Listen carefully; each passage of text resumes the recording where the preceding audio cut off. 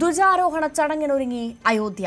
രാപ്പതിൽ തീർത്ഥാടക പ്രവാഹം ആരംഭിച്ചു കഴിഞ്ഞു. മറ്റന്നാൾ പ്രധാനമന്ത്രി നരേന്ദ്രമോദിയാണ് കാവ്യ പതാക ഉയർത്തുക. നിരവധി ആചാര്യന്മാരും സന്യാസിമാരും പങ്കെടുക്കുന്ന ചടങ്ങ് പ്രൗഢഗംഭീരമാക്കാനുള്ള ഒരുക്കത്തിലാണ് സംഘാടകർ. രഞ്ജിത്ത് രാമചന്ദ്രന്റെ റിപ്പോർട്ടുകൾ. അതിമനോഹരമായ ഏറെ ഭക്തി നിർഭരമായ ഒരു സ്ഥലത്താണ് ഞാനും പ്രശാന്ത് മംഗലശ്ശേരിയും ഉള്ളത്. അത് മറ്റൊന്നുമല്ല, അയോധ്യ ക്ഷേത്രത്തിന്റെ തൊട്ടു മുന്നിൽ മറ്റന്നാൾ ഇതുമായി ബന്ധപ്പെട്ട് വളരെ പ്രധാനപ്പെട്ട ചടങ്ങ് നടക്കുന്ന ക്ഷേത്രത്തിന് തൊട്ട് മുന്നിലാണ് നമ്മൾ ഉള്ളത് എന്നുള്ളതാണ് ഏറ്റവും പ്രധാനപ്പെട്ട കാര്യം. ധ്വജാരോഹണം എന്ന വളരെ നിർണായകമായ പ്രധാനപ്പെട്ട ചടങ്ങാണ് ക്ഷേത്രത്തിന്റെ പൂർത്തീകരണം. അതായത് 3 നിലയുള്ള ക്ഷേത്രം അത് മുഴുവൻ പൂർത്തിയായതിനു ശേഷം ഉള്ള ഒരു പ്രധാനപ്പെട്ട ചടങ്ങാണിത്.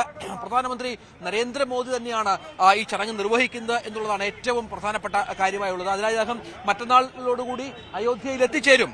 അതിനുള്ള എല്ലാ തയ്യാറെടുപ്പുകളും എല്ലാ ക്രമീകരണങ്ങളും ഇവിടെ പൂർത്തിയായി വരികയാണ്.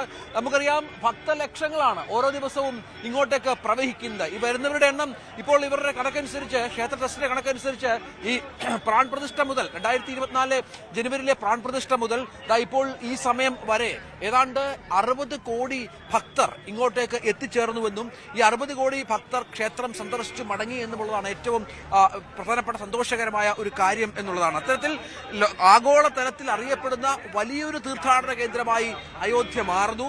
അതനുസരിച്ചുള്ള മാറ്റങ്ങൾ അയോധ്യയുടെ നഗരവീഥികളിൽ, ഇതൊരു ഗ്രാമമായിരുന്നു, ഇതിപ്പോൾ നഗരമായി വളർന്നു. അതനുസരിച്ചുള്ള മാറ്റങ്ങൾ അയോധ്യയുടെ നഗരവീഥികളിൽ സംഭവിക്കുന്നു എന്നുള്ളതാണ് ഏറ്റവും പ്രധാനപ്പെട്ട കാര്യം. അത്രത്തോളം ഇവിടുത്തെ വ്യവസായവുമായി ബന്ധപ്പെട്ടായാലും വികസനവുമായി ബന്ധപ്പെട്ടായാലും സാമ്പത്തിക രംഗവുമായി ബന്ധപ്പെട്ടായാലും കച്ചവടവുമായി ബന്ധപ്പെട്ടായാലും ഒക്കെ അനവധിയായ മാറ്റങ്ങൾ. കാരണം നമുക്കറിയാം, ഇന്ത്യയിലെ തന്നെ ഏറ്റവും വലിയ ഒരു ക്ഷേത്ര നഗരിയായി അയോധ്യ മാറിയ ഒരു സാഹചര്യമുണ്ട്. കാരണം ഏറ്റവും അധികം ആളുകൾ, ഭക്തർ, തീർത്ഥാടകർ എത്തുന്ന ഒരു ക്ഷേത്ര നഗരിയായി അയോധ്യ മാറിയ ഒരു സാഹചര്യമുണ്ട്. അതിനിപ്പോൾ നമ്മൾ മലയാളികളുടെ എണ്ണത്തിലും വലിയ വർധനവുണ്ട് കേട്ടോ. മലയാളികൾ ഏതാണ്ട് മനസ്സിലാക്കുന്നത്, രാമഭക്തരായ മലയാളികളിൽ ഏതാണ്ട് ഭൂരിഭാഗം ആളുകളും അയോധ്യയിൽ ഈ 2 വർഷത്തിനുള്ളിൽ വന്നു മടങ്ങി എന്നുള്ളത് തന്നെയാണ്. അത്തരത്തിൽ ഇപ്പോൾ ഇവിടെ വരുമ്പോഴും നമുക്ക് ഒരുപാട് മലയാളികളെ കാണാം.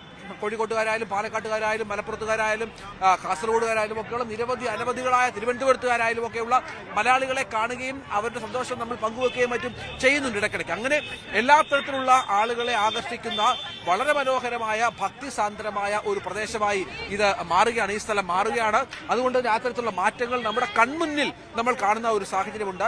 ഇതിനോട് ചേർത്ത് വെക്കണം നമ്മുടെ ധ്വജ കൊടിയുയർത്തൽ എന്ന വളരെ പ്രധാനപ്പെട്ട ചടങ്ങ്. 191 അടി ഉയരമുള്ള മകുടം, ക്ഷേത്രത്തിന്റെ മുകളിൽ സ്ഥാപിച്ചിരിക്കുന്ന മകുടത്തിന് മുകളിലാണ് പ്രധാനമന്ത്രി ഈ കൊടി ഉയർത്തുക. അതാണ് ഏറ്റവും പ്രധാനപ്പെട്ട കാര്യം. ഈ ചടങ്ങിന് ആയുള്ള ഒരുക്കങ്ങൾ അതിന്റെ ഏതാണ്ട് എല്ലാ പൂർത്തീകരണങ്ങളിലേക്ക് ഇപ്പോൾ കടക്കുകയാണ്. ഇപ്പോൾ ഇവിടെ പുഷ്പാലങ്കൃതമാക്കുകയാണ്. ഈ മുൻവശമൊക്കെ പുഷ്പാലങ്കൃതമായിക്കൊണ്ടിരിക്കുന്നു. അതിനുള്ള ഒരുക്കങ്ങൾ തകൃതിയായി പുരോഗമിക്കുകയാണ്. നവംബർ 25-നാണ് ഈ ചടങ്ങ് എന്നുള്ളതാണ്. ഈ ചടങ്ങ് കുറ്റമറ്റമാക്കുന്നതിന് എഞ്ചിനീയർമാരും പൂജാക്രമം നിർവഹിക്കുന്ന സംഘങ്ങളും ഒക്കെ കഴിഞ്ഞ കുറേ ദിവസങ്ങളായി റിഹേഴ്സലും മറ്റും നടത്തുന്നുണ്ട്.